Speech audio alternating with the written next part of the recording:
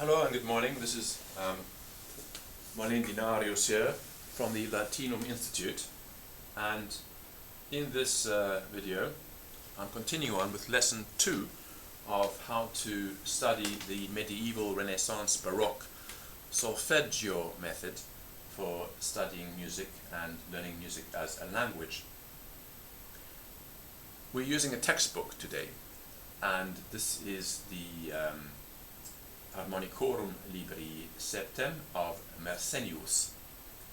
Now you can find this on Google Books, and you will need it. We are on page 120. If you head into Google Books and you look for Marin, M-A-R-I-N, Mersenne, M-E-R-S-E-N-N-E, then you will find the book, Harmonicorum Libri VII, and you can download it. It's a free download in PDF. If you get to page 120, you will find several pages of permutations of ut, re, mi, fa, sol, la, which is the hexachord. And it's just the first natural hexachord that we're looking at, although this can be done in any hexachord, in any key. So once you master the system, the 720 permutations in his tables, you will have a reasonable grasp of the hexachord. You need to remember that this language, as it was taught, this musical language, took about 3 years to learn the basics. The students in the academies in Naples entered the academy at 7 years old, and for the first year they just spoke the hexachords, and their lessons were very intensive. They got up in the morning, they had their first hexachord solfeggio lesson after breakfast, then they had a break, and then they had another lesson, and then they had another break, and then in the evening there was yet another short lesson. So they had 3 lessons a day in solfeggio, and they were not learning anything else very much. They were being taught how to read and write, but they were not learning chemistry and mathematics and biology and all the other millions of things that students learn in school nowadays. They were just learning how to speak solfeggio. And by the time they graduated, they could speak this language. We know that students that graduated from these academies could sit down and write an entire opera in 2 weeks. And the reason was they could speak music and had an immense vocabulary of music. And this is the basis. It's boring for us to do, just as learning any vocabulary at the very beginning of language study is boring. And I have produced some audio resources to help study this material, and I'm going to upload them to the Latinum Patreon page and put them into a zip file. It's just me speaking the hexachords. So I just go ut, re, mi, fa, sol, la. I go slowly, but you can control the playback speed either by downloading the VLC media player or using some other media player that allows you to vary the playback speed, and then you don't have to look at the text because it's a bit confusing to look at the text while you're playing. It's very easy to get mesmerized by the immense number of permutations on the page. So far better to hear someone saying them and then you play them, and then you gradually increase your speed. So we're looking at the natural hexachord, ut, re, mi, fa, sol, la. To remind you, there are 3 hexachords in the system. Ut, re, mi, fa, sol, la, the natural. The hard hexachord starting on G, so C, D, E, F, G, starting here. Ut, re, mi, fa, sol, la.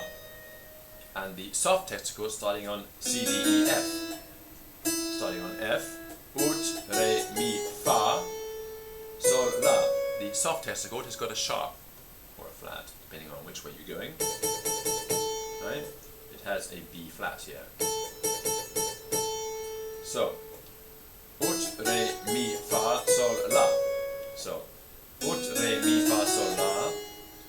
Ut, in the hard, ut, re, mi, fa, sol, la.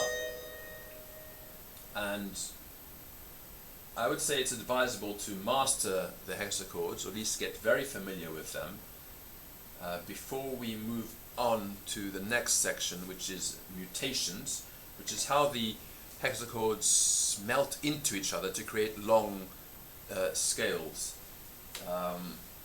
So I'll give you an example of one of those. So do, re, mi, fa, sol, re, mi, fa, sol, la, la, sol, fa, mi, la, sol, fa, mi, re, do. Right, that's a mutated hexachord, but we're not going to look at that yet. So let's have a look at page 120, Liber Septimus, the 7th book, Tabula Septingentorum et Viginti Cantuum, a table of 720 tunes, I suppose we could say. Ex prima hexacordi, from the first hexachord, specie type compositorum, put together. So they are composed from the first hexachord, which is simply ut, re, mi, fa, sol, la, la, sol, fa, mi, re, ut. And in this particular table, we have centum viginti cantus, 120 tunes, hexachord being a tune, do, re, mi, fa, sol, la, that's the cantus, ab ut incipientes, beginning with ut. Now, ut, why ut? The hexachords were ut from the beginning, and then in the Baroque period, the Italian conservatories, when they taught the students mutated hexachords, changed it to do. But when they were teaching the basic hexachord, they often retained the ut. And the reason for this is the range of vowels. You get a larger range of vowels because you have the u sound, u, e, I, a, o, a. Whereas if you have do, you have o, e, I, a, o, a. You have a repetition of the o vowel. And some maestros preferred to retain the ut all the way through the system of teaching, and some went to do. So do, re, mi, which you know.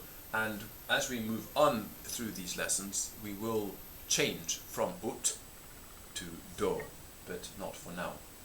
So let's have a look at the first set of mutations.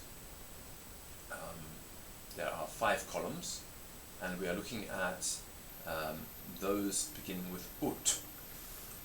Ut, re, mi, fa, sol, la. Now remember, if you can't sing, you can speak the hexachords, but it's extremely important that you say them while you are playing them. So you don't just play them. You don't read ut, re, mi, fa, sol, la, and you go no. You have to verbalize while you're doing this. So either sing or say. Ut, re, mi, fa, sol, la. For the first one I'm going to go backwards, but after that I'm not. La, sol, fa, mi, re, ut. So let's look at the second one. The second one is ut, re, fa, mi, sol, la. Ut, re, fa, mi, sol, la. The next one is ut, re, sol, mi, fa, la. Ut, re, sol, mi, fa, la.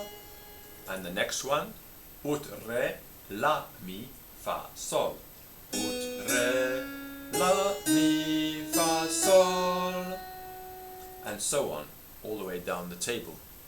The next column goes to those beginning with ut, and then we jump to mi. So we have an interval. Right, so what we're doing as we do these, we are also learning the intervals.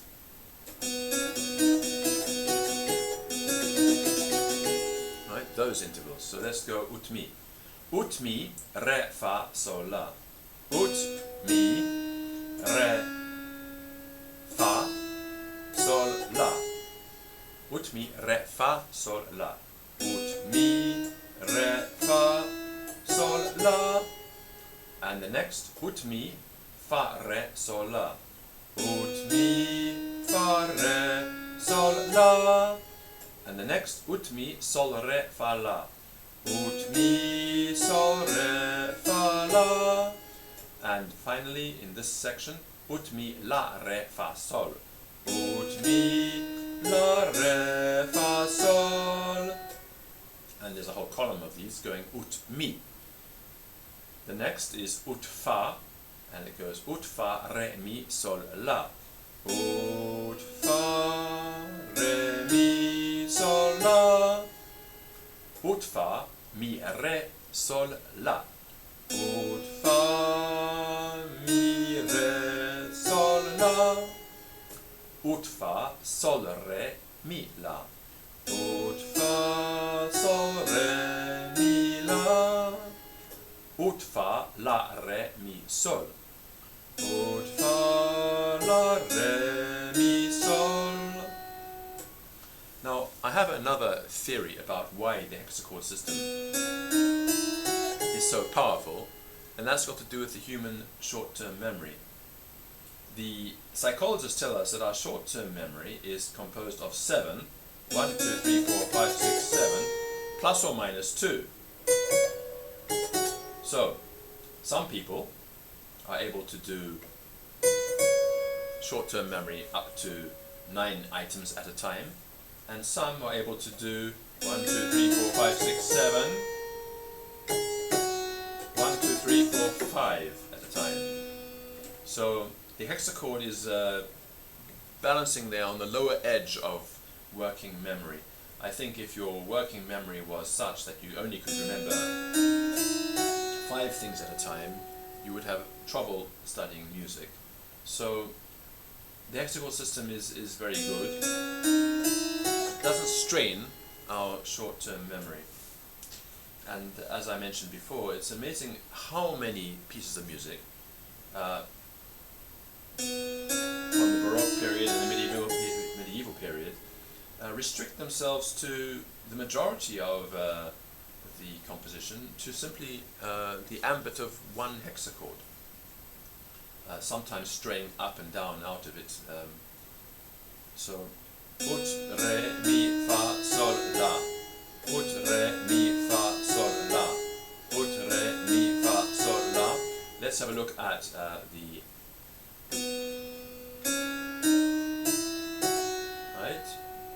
those beginning with sol. So, ut, sol. We are jumping 1, 2, 3, 4, 5. Right, a fifth. Ut, sol, re, mi, fa, la. Ut, sol, re, mi, fa, la. Ut, sol, re, mi, fa, la. Ut, sol, re, mi, fa, la. Ut, sol, mi, re, fa, la. Ut, sol, mi, re, fa, la. Ut, sol, fa, re, mi, la. Ut, sol, fa, re, mi, la. Ut, sol, la, re, mi, fa. Ut, sol, la, re, mi, fa, fa. And so on. So the point is to get fast at doing these. And by doing it, your voice will be trained. You will learn not only the hexachords, but also the intervals. So,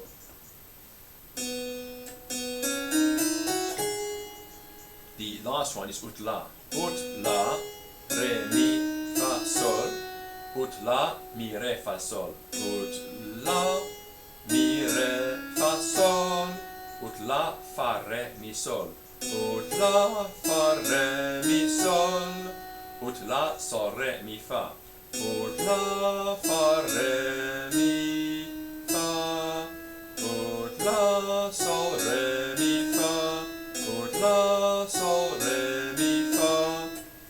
So that's the system, and if we scroll down, let me have a look here. I'm using an ebook reader, but you can print this up. It's only a short number of pages. Cantus are re incipientes, so it goes re, ut, mi, fa, sol, la, la, and then me, ut, fa, sol, re, mi, ut, fa, sol, la, re, re, mi, ut, fa, sol, la, re, fa, ut, mi, sol, la, re. I'm going back to the ut one. We are starting on the re, so let's start again.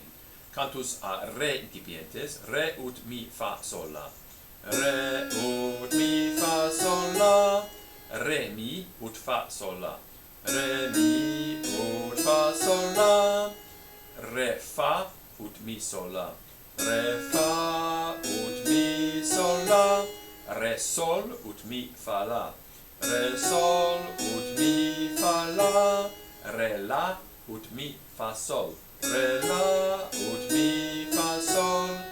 So those are the 5 basic permutations of the intervals.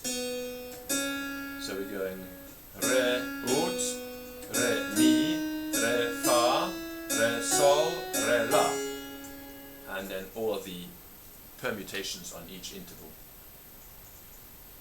The next one down is Cantalenae a mi incipientis. So we're starting with mi, ut, re, fa, sol, la, and then we have the intervals. So we have mi, ut, mi, re, mi, fa, mi, sol, mi, la, and each of those has their permutations as before. So let's have a look at the first one only. Mi, ut, re, fa, sol, la. Mi, ut, re, fa, sol, la. And then mi, re, ut, fa, sol, la. Mi, re, ut, fa, sol, la. And then the third, mi, fa, ut, re, sol, la. Mi, fa, ut, re, sol, la. And then the fourth type, mi, sol, ut, re, fa, la. Mi, sol, ut, re, fa, la. And the fifth, mi, la, ut, re, fa, sol. Mi, la, ut, re, fa, sol. And so on and so forth. And then we have those beginning in fa. So cantus a fa incipientes, fa, ut, mi, sol, la. Fa, ut, re, mi, sol, la. Fa, re, ut, mi, sol, la. Fa, mi, ut, re, sol, la. Fa, sol, ut, re, mi, la. Fa, la, ut, re, mi, sol. And those are the 5 headings of the permutations. And then we have the sol, Cantalenae a sol incipientes, sol, ut, re, mi, fa, la, sol, ut, re, mi, fa, la, sol, re, ut, mi, fa, la, so sol, re, ut, mi, fa, la, sol, mi, ut, re, fa, la, and so on and so forth. And finally, the cantus a la incipientes, la, ut, re, mi, fa, sol. La, ut, re, mi, fa, sol. So, as I said, there are 720 permutations in this section of the book by Mersennius, Marin Mersenne, and it's an extremely important table. The very basic exercises that were carried out in the conservatories in Naples, the very, very first ones, we don't have a lot of evidence for them. We know that the students were taught the basic hexachords, but these jobs of teaching this very, very basic stuff would have been relegated to older students, and the masters wouldn't have involved themselves with this very first level of acquiring competence. It would have been the older students who would have been drilling the younger students in this very, very basic stuff. But what this does do is it gives you an instinctive grasp of the hexachord, and of course this is just the hexachord, the natural hexachord. So there are 720 permutations of the natural hexachord, and then they have 720 permutations of the hard hexachord, and 720 permutations of the soft hexachord. So by the time you've done all of that, you've done an enormous number of permutations, and then of course you can start to move into the keys, but you can only do that after we have studied the mutations. So do, re, mi, fa, sol, la, sol, fa, mi, re, do, re, mi, fa, sol, re, mi, fa, sol, la, sol, fa, mi, la, sol, fa, mi, re, do.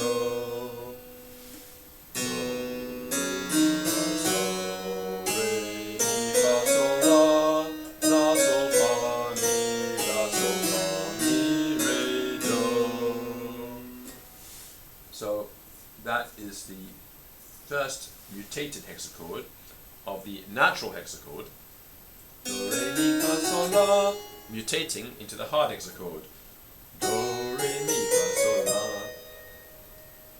and so we end up with do, re, mi, fa, sol, re, mi, fa, sol, la, sol, fa, mi, re, do. But that's for another lesson entirely. So that's it from me from today. There's an enormous amount of work involved in this section, lesson 2, and you're going to have to do it by yourselves. I've pointed the way. I can't really sit down and go through all of this in great detail with you, although maybe I might make a series of lessons where I just speak the hexachords and then you on your instrument play them.